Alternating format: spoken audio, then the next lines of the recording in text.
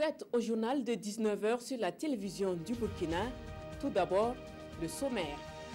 Journée porte ouverte à l'ONG EDUCO. Cette structure œuvre pour le bien-être des enfants. EDUCO est une ONG espagnole qui intervient au Burkina et plus précisément dans le Yatenga depuis 14 ans pour défendre les droits de l'enfant à une éducation de qualité. Les premiers responsables de l'ONG dressent le bilan. Au moins 2000 enfants ont été accompagnés en 2017 avec des kits scolaires. Et puis Gilbor est un festival dédié à la culture d'Agara. Initié par le service d'accompagnement des groupements et organisations paysannes, ce festival a célébré ses 15 ans d'existence les 15, 16 et 17 mars de cette année à Dano. L'activité a permis de mobiliser au moins 350 artistes d'Agara sur la scène. Le public a été servi en chansons et danses traditionnelles et en animation populaire. Madame, Monsieur, bonsoir. Tout enfant a droit à une éducation de qualité. Un droit universel défendu par l'ONG EDUCO. Intervenant dans la province du Yatenga depuis 14 ans, cette ONG a construit des salles de classe pour accompagner l'éducation et offert des manuels scolaires à plusieurs élèves. Pour mieux se faire connaître, l'ONG a organisé une journée porte ouverte ce 19 mars. Le compte rendu avec Issoufou Kaboré et Belema Herman Nestor Toui. Elle fait de la défense des droits des enfants à une éducation équitable et de qualité son combat quotidien. L'ONG espagnole EDUCO intervient en faveur des tout-petits depuis 14 ans dans la province du Yatenga. À l'occasion de la 3e édition de ces journées portes ouvertes, les responsables dressent le bilan des actions menées en 2017. Nous avons en termes d'éducation accompagné plus de 20 000 enfants, ce qui va du cartable, du kit scolaire à la cantine scolaire, en passant par la construction de 3 classes et de latrines. Nous avons ainsi la mobilisation de la communauté autour de l'école, ce qui est notre 3e axe en éducation. En termes de protection de l'enfant, nous sommes en train d'exécuter un programme. Dans cette projection, EDUCO présente à ses partenaires et aux autorités les différentes réalisations dans la province ainsi que les perspectives pour 2018. Un exercice de redevabilité qui permet d'évaluer les performances de l'ONG. C'est un ensemble d'actions que EDUCO mène et qui concourt au développement de notre région. Et c'est pour cela que je voudrais, au nom de tous les acteurs, au nom de tous les bénéficiaires, féliciter et remercier cette ONG. Les bourses et les kits, ça permet en tout cas de maintenir les enfants à l'école. Et ils sont même allés jusqu'à parler de seconde chance. Donc je pense que c'est très intéressant. Et on souhaite bon vent à EDUCO. Pour cette année, EDUCO obtient environ 1,160 milliard de francs CFA pour mener ses activités, soit une augmentation de plus de 30% comparativement à l'année 2017. Son ambition, atteindre un taux de réalisation de 95%. Le comité de pilotage du projet d'appui à la consolidation de la décentralisation au niveau régional se satisfait de son bilan. Ce comité accompagne les associations des régions du Burkina dans l'élaboration des documents entrant dans le cadre de l'aménagement du territoire et des filières porteuses de croissance. Le bilan est dressé ce 16 mars au cours de sa 2e session qui a réuni ses membres et ses partenaires, Issa Kafando et Zoubaviel David Dabiré.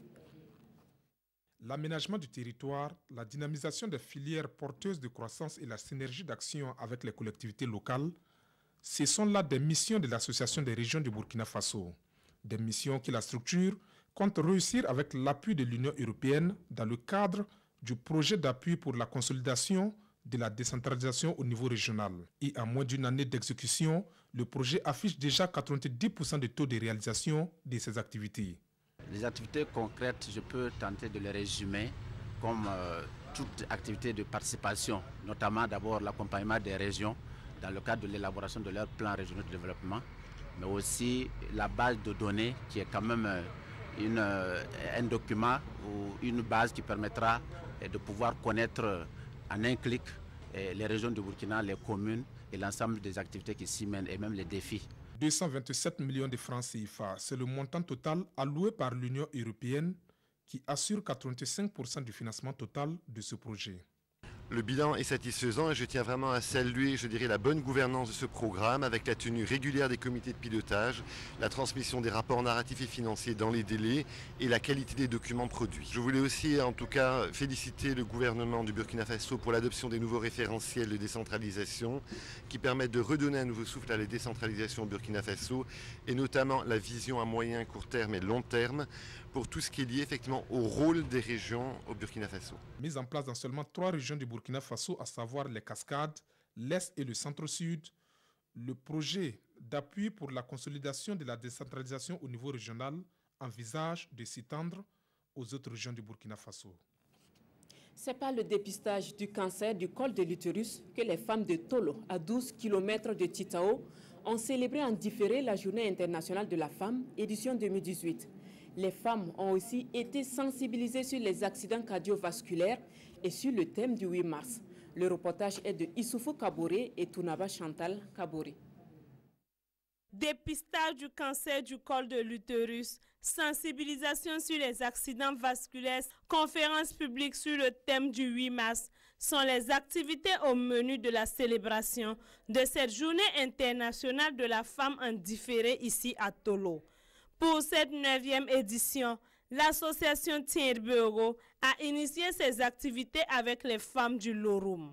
Nous n'avions connaissance de cela et les maladies nous fatiguaient et on se cachait. Mais grâce à cette campagne, on a reçu des conseils et des soins. Pour une participation effective des femmes à la gestion de leur commune, les femmes doivent compter sur elles-mêmes tout en prenant soin de leur corps. C'est bien de parler de l'émancipation de la femme, mais il faut que nous comptons sur nos propres forces. Les lois ont été prises, les décrets ont été pris pour accompagner la femme. Il reste la mise en œuvre. La mise en œuvre dépend premièrement de la femme et ensuite des hommes. Ici, cette zone a de beaux jours pour les questions liées à la femme.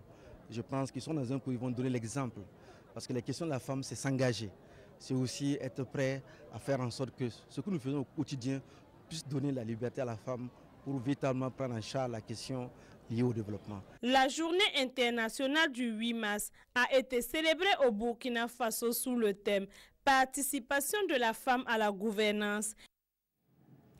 Je vous le disais en titre, au moins 350 artistes d'Agara ont presté sur la scène de la 15e édition du festival d'Agara Gilbor, un festival qui s'est déroulé du 15 au 17 mars à Dano. L'idée est du service d'accompagnement des groupements et organisations paysannes qui entend participer à la promotion de la culture d'Agara à travers le balafon. Madoué Drago et Aboubakar Traoré pour le reportage. C'est un pari réussi pour les services d'accompagnement des groupements et organisations paysannes SAGOP, promoteurs du festival d'Agara Gilbor à Dano. Pour la 15e fois successive, il a mobilisé des artistes traditionnels d'Agara confirmés et non confirmés qui ont tenu en haleine la population de la cité du Mont Yoba. On a instauré ce qu'on a appelé l'animation populaire. On a donné soin aux artistes de se répartir un peu à travers le site là pour faire des animations, une façon de se préparer avant de monter sur scène. Ensuite, il y a eu l'animation sur scène et sur scène, on a accordé suffisamment de temps aux artistes pour vraiment s'exploser. Durant 3 jours, 350 artistes ont rivalisé des talents en individuel ou en troupe dans cette discipline. Entre autres, la danse traditionnelle, la vedette de la chanson traditionnelle, les chœurs populaires et la complainte des femmes à la meule. Les 3 premiers de chaque catégorie ont reçu des prix. Pour fidéliser les partenaires et inciter de nouveaux partenariats, des prix spéciaux portant les noms de ceux qui accompagnent depuis quelques années les festivals d'Agara Gilbor ont été créés.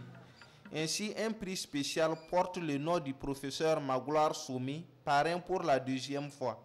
Autant que nous le pourrons, nous allons apporter à M. Poda donc, notre soutien pour que ce festival-là soit de tribune pour que les uns et les autres viennent s'imprégner de leur culture, s'abreuver à la source de leur culture. Depuis plusieurs années, le SAGOP s'investit dans la sauvegarde de la culture d'Agara en général et du balafon de cette communauté du sud-ouest du Burkina en particulier. Au cours de cette édition du festival d'Agara Guilbord, il a lancé une demande de soutien pour l'organisation de l'édition 2018 du festival scolaire de la musique d'Agara Fesmuda. Religion à présent, les fidèles catholiques sont invités à suivre l'exemple de Saint Joseph pour fonder des familles consacrées à l'édification de l'Église. Un appel lancé pendant la célébration de la fête patronale de la paroisse cathédrale Saint-Joseph de Fada. C'était ce dimanche en présence de Amidou Lankwande et Chantal Ouedraogo. Chants et louanges à l'honneur de Saint-Joseph, patron de la paroisse cathédrale de Fada. À cette fête paroissiale, les fidèles du diocèse n'ont pas marchandé leur présence pour demander des grâces par l'intercession des prières de Saint-Joseph. Nous demandons à Dieu de bénir nos enfants, de donner la santé, de leur donner beaucoup de courage, de continuer leurs études. Moi, je fête mon 45e anniversaire. Mon mari fait son 50e anniversaire. On est tous contents d'être à l'église Saint-Joseph de Fada. Au cours de cette messe d'action de grâce, le prêtre célébrant invite les fidèles catholiques à suivre l'exemple d'obéissance et de sagesse incarné par Saint Joseph. Saint Joseph, comme je l'ai évoqué dans l'homélie, il est pour tous les chrétiens un modèle d'obéissance, de fidélité, dans l'appel de Dieu. C'est celui qui a su puiser dans les mystères de Dieu les énergies pour vivre la vocation qu'il a reçue de Dieu. Nous l'invoquons aussi pour la chasteté des chrétiens, des prêtres. Ensemble, ils ont prié pour la paix et la sécurité dans la région de l'Est et de tout le Burkina. Cette fête patronale s'est terminée par un repas communautaire et une rue marchande. Les fidèles catholiques du diocèse de Dori ont plutôt effectué le pèlerinage annuel à Dioma ce 18 mars. Un pèlerinage qui se tient pour la 3e fois consécutive. Les fidèles ont prié pour la paix au Burkina. Le compte rendu avec Ousmane Kietega et Seydou Zon. À cette 3e édition du pèlerinage diocésain de Dori à Djomga, les fidèles catholiques ont prié et loué le Seigneur.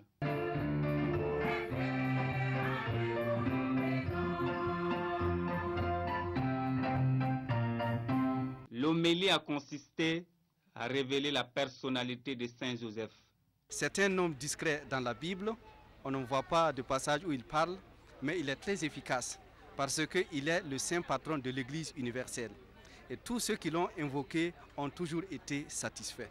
Mais il y a beaucoup qui ont la puissance intercession de Saint Joseph, qui sauve les familles, qui sauve les hommes dans les moments les plus difficiles. Un sentiment de satisfaction pour ces pèlerins venus des 6 paroisses du diocèse de Dori d'avoir accompli cet acte de foi, mais aussi d'avoir prié pour la paix dans les familles et au Burkina Faso. La prière adressée au Père, c'est de nous venir en aide, surtout donner la paix à notre pays qui en a vraiment besoin. Sentiment de joie et pour la prière pour l'unité, pour la paix, surtout pour notre région du Sahel ici qui est constamment menacée. Cette 3e édition du pèlerinage diocésain de Dori a été l'occasion pour les prêtres d'inviter ces fidèles catholiques à invoquer Saint Joseph pour obtenir sa grâce. Rendez-vous est pris l'année prochaine pour la 4e édition. Voilà qui met fin à ce journal dès 19h. Merci de votre attention. Le 20h, c'est avec Wendata Nathalie Kaoré. Quant à moi, je vous donne rendez-vous demain à 19h. Restez fidèles au programme de la RTV.